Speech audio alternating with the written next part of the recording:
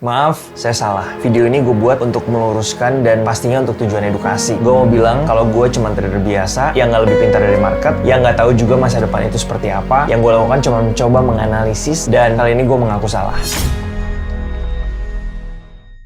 Hai Sobat Trader, nama gue Andi Senjaya. Gue adalah seorang trader saham, forex, dan kripto. Kalau kalian ngikutin series Gibah Bitcoin dari minggu ke minggu, gue selalu memberikan opini gue berdasarkan technical analysis terhadap harga Bitcoin. Ada satu video di mana gue bikin roadmap atau gambaran pergerakan harga Bitcoin. Videonya bisa kita tonton ulang. Kurang lebih Bitcoin hanya akan sideways dulu di sini, kemudian nanti baru setelah halving dia akan breakout dan akan hit all time high-nya di sini. Dan hasilnya seperti yang kita tahu saat ini keliru. Jadi di video kali ini gue mau minta maaf kalau analisis yang sebelumnya kurang tepat. Sekaligus gue mau bilang kalau Bitcoin di cycle kali ini bisa dikatakan anomali. Gue akan jelasin salah gue di mana, data historical apa yang gue pakai, dan kedepannya akan jadi seperti apa. Jadi langsung aja kita tarik garis. Oke, Smart Trader, sekarang di depan layar kalian udah ada chart daripada Bitcoin, dan ini gue lagi buka monthly time frame-nya. Kalau kalian lihat ada vertical line di sini, ini adalah tanggal di mana Bitcoin itu terjadi yang namanya halving. Jadi kita akan bahas dulu sebelumnya di mana gue membuat sebuah analisis di video sebelumnya ketika harganya itu masih terjebak di area atau harga di sekitar 50.000. Sebelumnya argumen gue adalah kita lihat di sini ada satu area resistance yang cukup clear dan jelas, merupakan satu area di sekitar harga 50.000, dan 50.000 ini juga merupakan sebuah psychological price ya. Jadi ini ada potensi yang besar di mana harganya akan reject terlebih dahulu di level ini. Nah, kalau sebelumnya gue sedikit potong chartnya seperti ini, kurang lebih kita tahu bahwa Bitcoin ini sedang bergerak di dalam sebuah bullish channelnya. Jadi kalau misalnya gue tarik garis dari sini, kemudian gue copy ke atas sini. Nah, di sini dengan jelas kita bisa lihat bahwa di area 50.000 ini merupakan area resistance klasik, itu yang pertama. Dan yang kedua juga kita tahu kalau sesuai dengan bullish channel, di sini bullish channelnya udah mendekati upper channelnya yang merupakan resistance yang dinamis juga di daerah sini. Oleh karena itu, harga Bitcoin punya potensi untuk koreksi terlebih dahulu di area tersebut karena ini merupakan resistance yang cukup kuat. Dan kemarin ini gue sempat menganalisis di mana Bitcoin ini ada potensi untuk sideways terlebih dahulu di area sini. Jadi kurang lebih mungkin seperti ini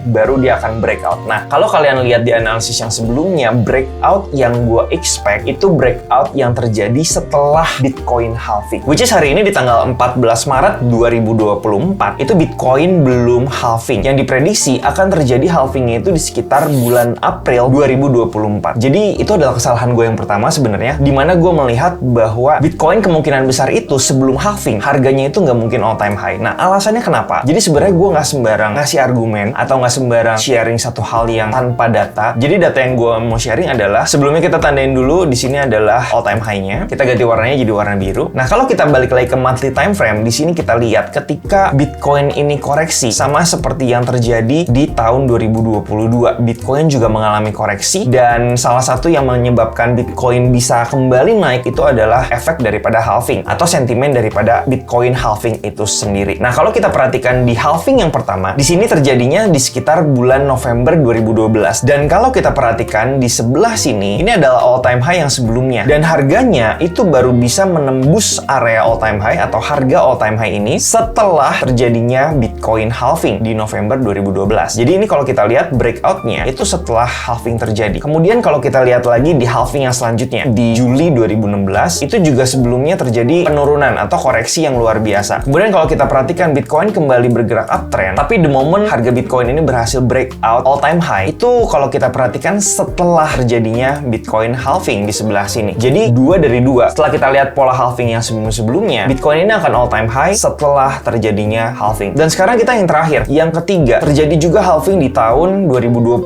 di bulan Mei. Dan kalau kita perhatikan all time high-nya itu juga sama, terjadinya setelah Bitcoin itu selesai halving di Mei 2020. Jadi yang gue coba untuk analisis dan gue sharingkan adalah data 3 dari 3 halving yang sebelumnya telah terjadi, itu Bitcoin berhasil menembus harga all time high-nya ketika setelah Bitcoin halving, bukan sebelum Bitcoin halving. Oleh karena itu analisis yang sebelumnya sempat gue sharingkan, walaupun tetap gue juga memprediksi bahwa Bitcoin ini akan tembus all time high, tapi in terms of waktunya atau kapan Bitcoin itu akan tembus area all time high-nya, itu gue melakukan kekeliruan di sana. Karena yang gue expect adalah Bitcoin ini akan all time high setelah halving itu terjadi, which is pastinya setelah bulan April April. Dan seperti yang kita tahu sekarang Bitcoin ini sudah tembus area all time high-nya di harga 69.000 dan sekarang harganya udah sekitar 73.500, which is ini udah all time high terlebih dahulu sebelum terjadinya halving. Apa dampaknya dari pola yang sebenarnya tidak sesuai atau pola yang berbeda dari halving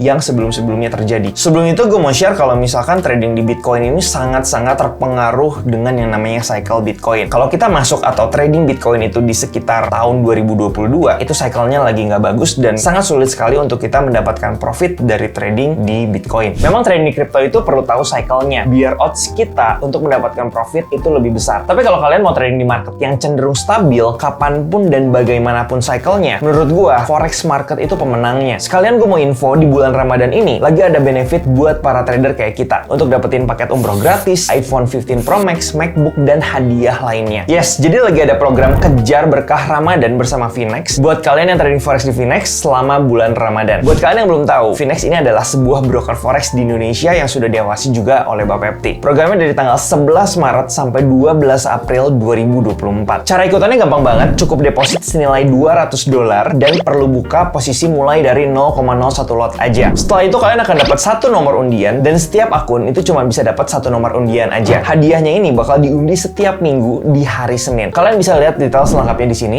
Kalau kalian beruntung, kalian bisa dapetin hadiah utama 5 paket umroh untuk 5 pemenang yang bakal diumumin tanggal 18 April 2024. Buat yang tertarik langsung aja daftar dan trading di Finex. Pakai semua strategi yang udah gue share di YouTube buat dapetin profit dan hadiah utamanya. Cek link di deskripsi ya. Gas, kita lanjut videonya. Jadi di sini sekarang yang gue lihat skenario-nya itu sebenarnya ada dua. Yang pertama adalah Bitcoin itu punya potensi terjadi yang namanya percepatan cycle halving, di mana biasanya all time high-nya itu terjadi setelah halving. Sekarang itu jadi lebih cepat terjadi sebelum halving yang akan mengakibatkan mungkin cycle bull run kali ini itu akan lebih cepat lagi dibanding biasanya. Nah, biasanya atau yang sering gue bilang juga, bullish trend yang terjadi pada Bitcoin itu terjadi biasanya 1 tahun sebelum halving, artinya 52 bar sebelum halving, dan 1 tahun setelah halving, artinya 52 bar setelah halving. Tapi kalau kita lihat saat ini Bitcoin sudah melakukan yang namanya percepatan tren yang udah gue bahas di video sebelumnya. Kalau yang belum nonton, silahkan bisa dicek terlebih dahulu. Dan yang kedua, Bitcoin juga udah all time high sebelum halving. Ini bisa jadi mengakibatkan Bitcoin akan mencapai titik puncaknya. Let's say titik puncaknya di 150.000 gitu ya. Kurang lebih di sini. Dia akan mencapai titik puncaknya ini jauh lebih cepat dari cycle-cycle Bitcoin yang sebelumnya. Kalau biasanya bull run-nya itu akan terjadi misalkan sampai 52 minggu ke depan, mungkin kurang lebih akan setengahnya. Jadi 26 minggu itu udah mencapai titik peak-nya. Ini sekali lagi gue ngomong berdasarkan asumsi karena gue nggak punya data yang sebelumnya pernah terjadi, atau mungkin ini adalah sebuah pola yang baru kita lihat saat ini di Bitcoin halving yang keempat. Nah, itu gue bisa bilang skenario yang pertama di mana Bitcoin ini akan terjadi percepatan cycle. Tapi gue melihat ada satu skenario lagi yang mungkin akan terjadi pada Bitcoin cycle kali ini. Dengan kita melihat ada pola yang baru, mungkin juga salah satunya didorong karena ETF spot Bitcoin sudah disetujui sehingga mendorong inflow yang besar masuk dari aset manajemen yang besar. Oleh karena itu mungkin waktunya itu masih sama, akan peaknya itu sekitar kurang lebih 1 tahun setelah Bitcoin halving. Tapi yang membedakan adalah mungkin target price-nya yang akan jauh lebih tinggi dari yang sebelum-sebelumnya. Misalkan kalau kita coba untuk revert ke cycle Bitcoin yang terakhir aja di tahun 2020. Kita mau lihat targetnya itu. Kalau kita ukur pakai Fibonacci, dia itu hit 161,8 dan berhenti di puncaknya di 161,8. Nah, kalau kita perhatikan di Bitcoin yang saat ini, kita bisa expect bahwa targetnya mungkin yang pertama kurang lebih sama di 161,8, which is di 170 ribuan, atau mungkin bisa nyampe ke 300 ribu mungkin, atau ke level-level Fibonacci yang selanjutnya. Mungkin aja levelnya bisa di 400 ribu US dollar. Nah, ini yang gue maksud dengan yang namanya anomali. Kenapa di 400 ribu ini? Karena kalau kita lihat berdasarkan wave yang sebelumnya 261,8 level Fibonacci-nya itu juga memang beririsan dengan level 224% Fibonacci di wave cycle yang saat ini. Jadi di sini ada irisan dan ini juga bisa terjadi perubahan target yang biasanya berhenti di 161,8. Sekarang pergerakan harga Bitcoin ini akan jauh lebih tinggi lagi karena seperti yang kita tahu, adopsi Bitcoin di tahun ini itu udah sangat-sangat cepat dan masif, dan juga kalau kita lihat dengan disetujuinya ETF spot Bitcoin itu menambah inflow yang masuk ke market crypto itu sendiri. Jadi gue somehow juga optimis ada potensi untuk bisa melihat Bitcoin di cycle kali ini merupakan super cycle yang berbeda dari cycle-cycle yang sebelumnya, sehingga mungkin perlu lebih antisipasi karena ada perubahan pola dibandingkan dengan halving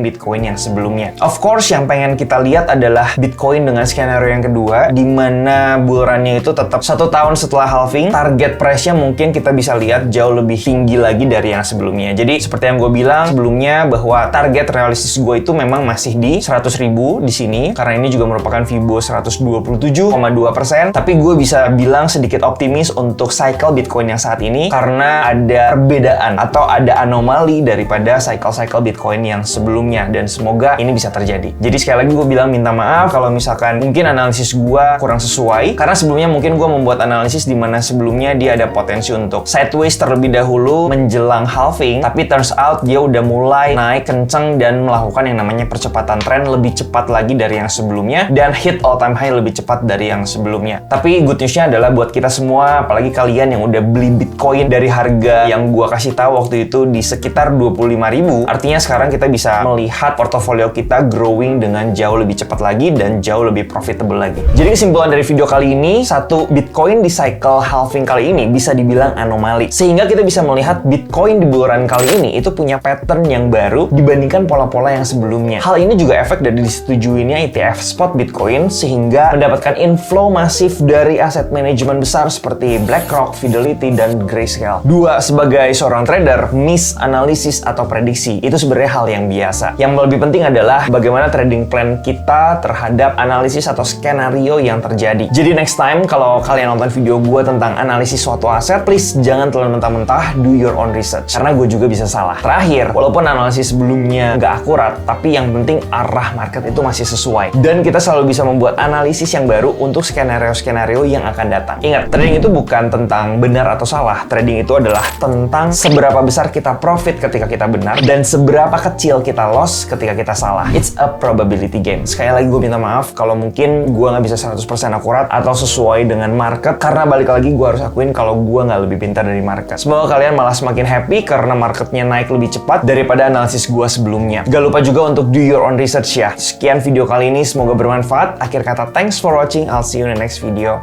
Bye-bye.